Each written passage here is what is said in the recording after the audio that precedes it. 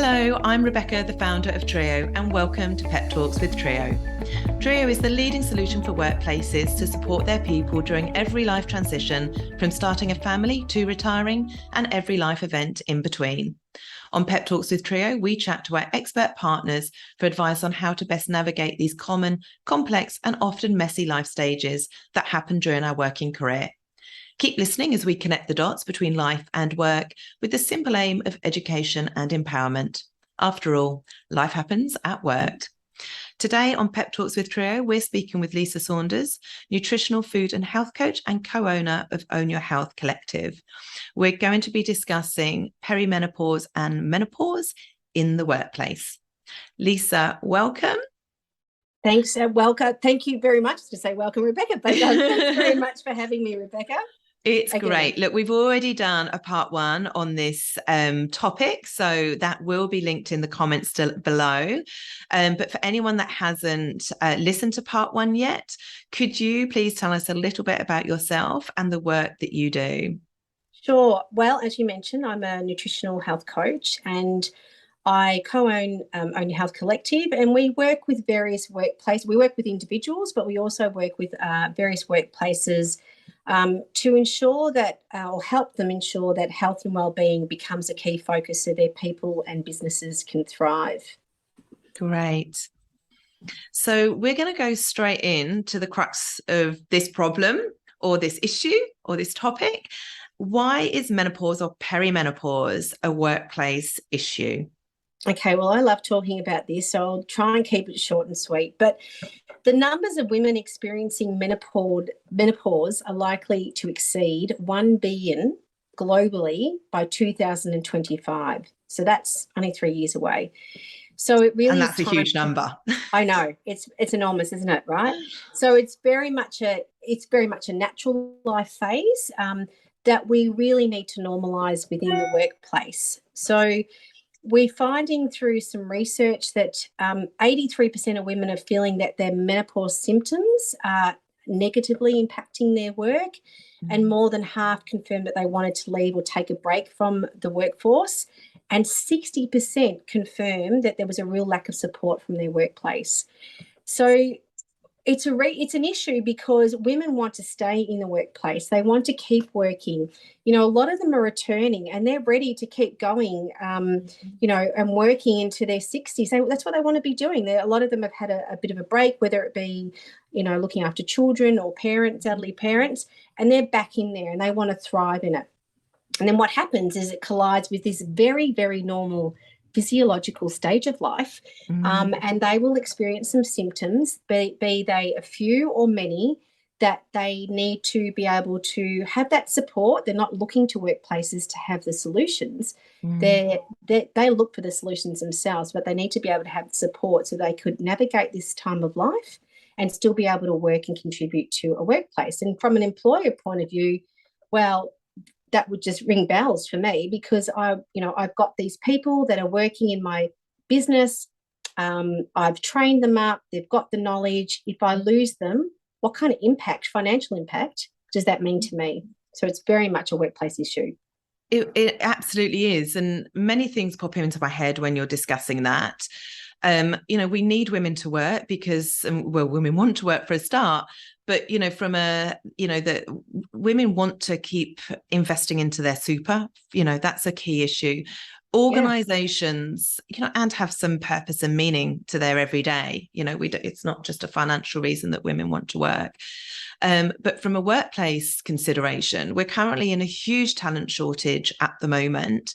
Organizations are committed to retaining their people.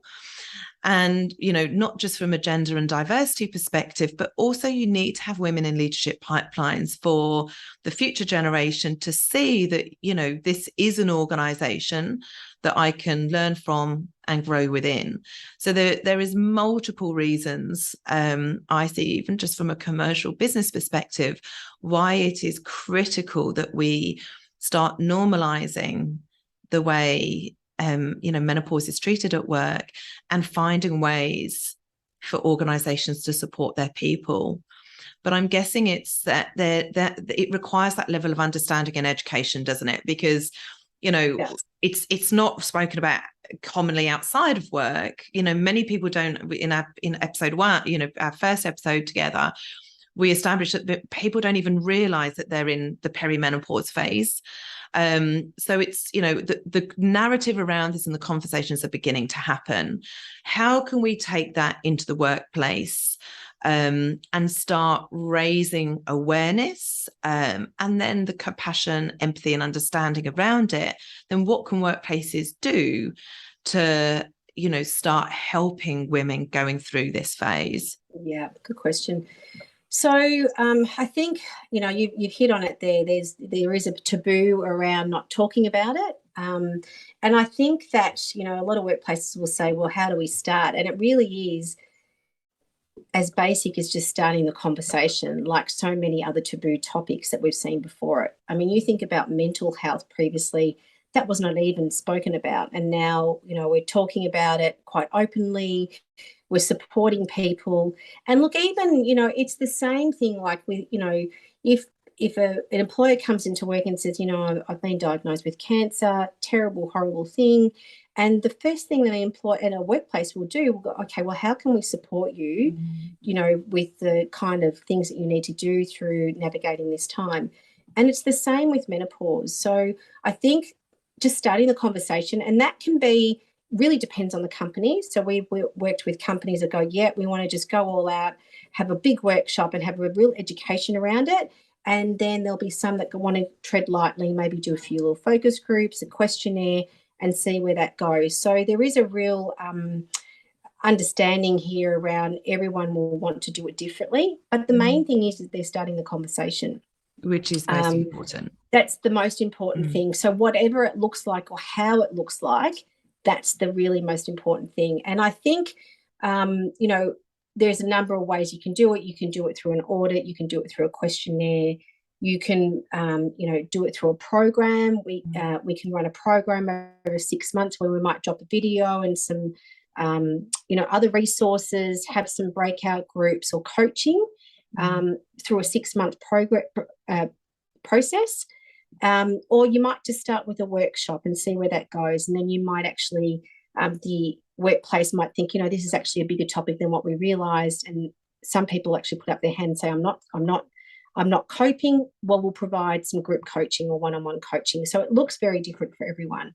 As far as how to support women in the workplace as well, it can be things like, you know, having a meeting room where they could just go to if they're having a particularly not great day when they've come to work. And, you know, it's no secret that women experience hot flushes through this. So, you know, is it around having some, you know, that you can get these beautiful cooling neck pillows that they can have in the freezer at work. And on the flip side of that, there's some women that don't want to also be singled out because, you know, I don't want to be the one that says, oh, what's that pillow around your neck, right? I get that. So it could be that, you know, there's a 3-pronged approach that we look at, is that the support in the workplace, you know, individual meeting rooms, climate controlled rooms, whatever that be, quiet areas, or staying at home and working from home. So it doesn't mean they can't do their job.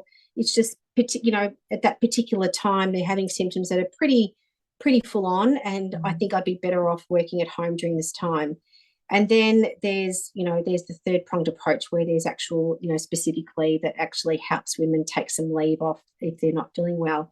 But in all of this, there's also education around managers and employers around how do they support and talk and work with these people or these women that are experiencing the symptoms. And we know that men, for example, are saying they want to, you know, they'll hold off having a conversation with a female employee that they pretty much are sure are going through this, you know, this phase of life, because they don't know much about it. They're not educated.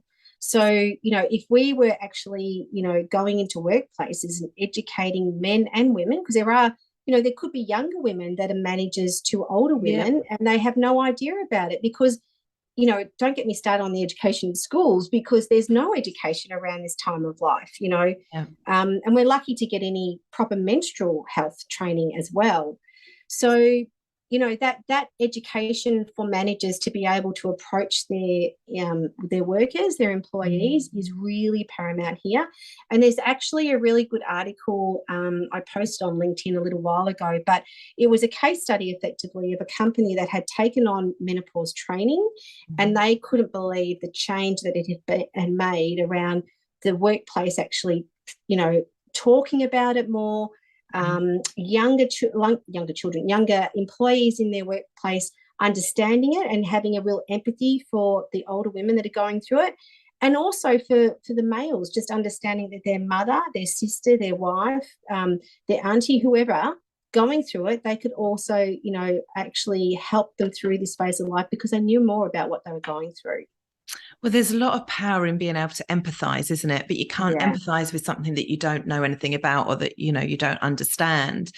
And I love that concept of, educating and support within the workplace. We have a menopause journey, and, they are employee led, and the employee can add in their manager. And that's heavily encouraged, because that ability to empathize and understand is going to make that employee's experience through this phase, which could be a number of years, completely different.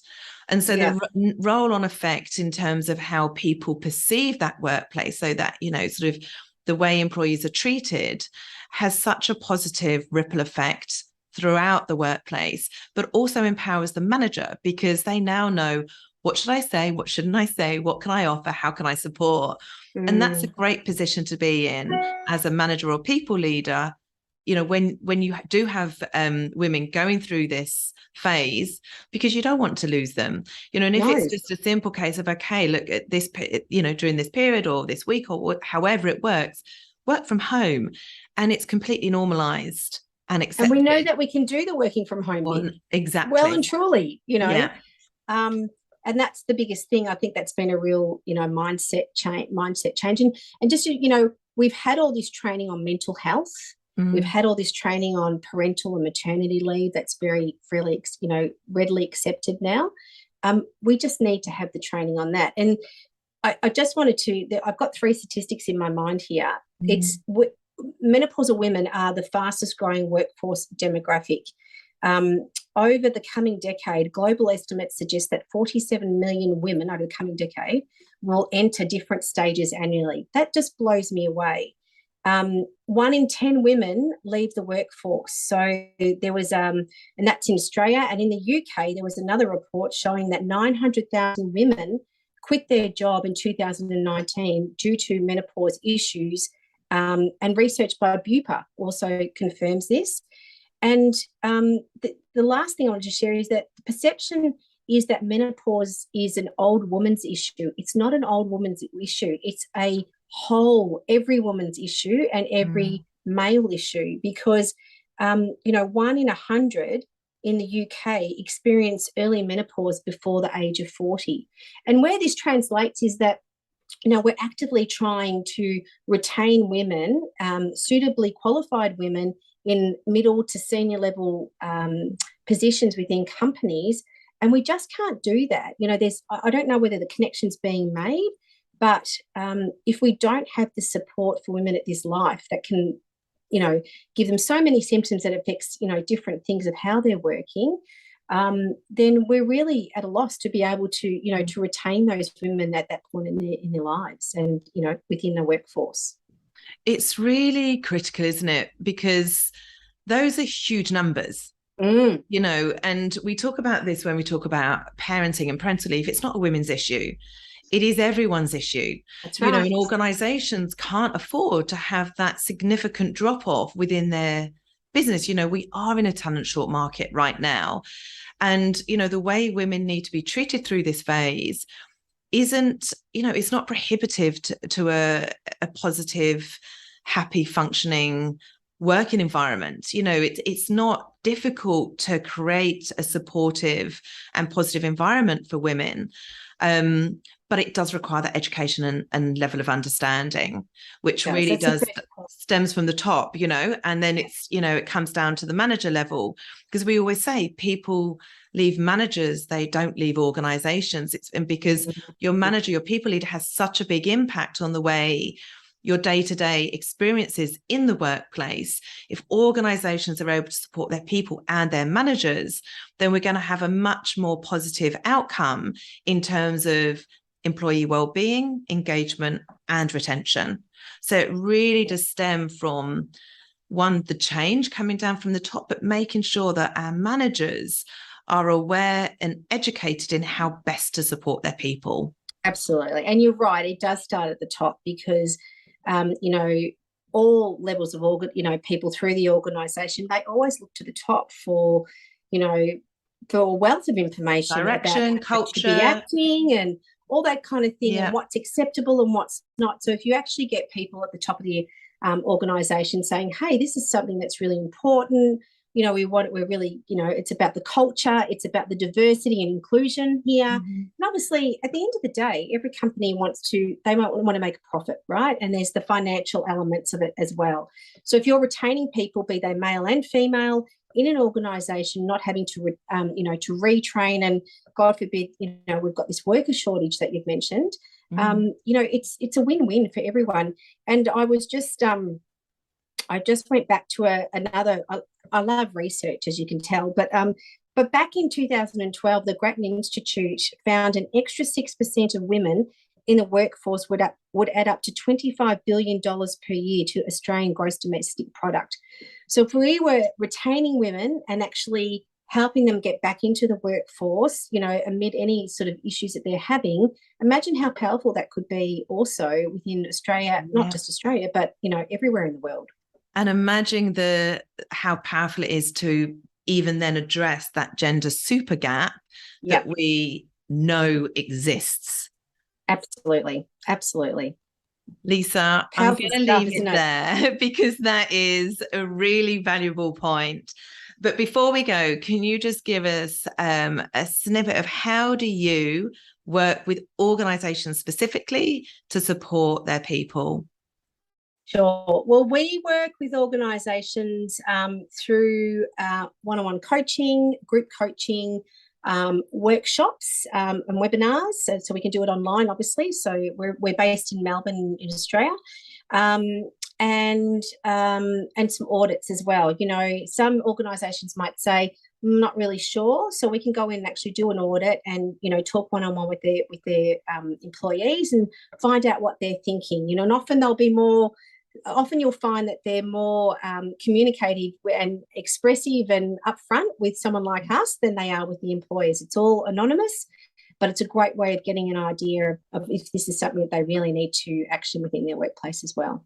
Well, that is an amazing place to start for any organisation that really wants to start looking after women through this phase. Definitely. Your details are going to be below. You are one of our amazing partners across menopause with triiyo. So we will have lots more information on our platform for anyone going through this phase. But we will put your contact details below so people can at least have a starting point with an audit and then begin to see actually how important this topic is within their own organisations. Thank you so much for your time. It's been wonderful talking to you. Thank you, Rebecca. Thanks for having me. Pleasure. We'll speak soon. Thanks, Lisa. Bye. Thank you for listening. To find out more about how triiyo can support your people, visit triiyo.com.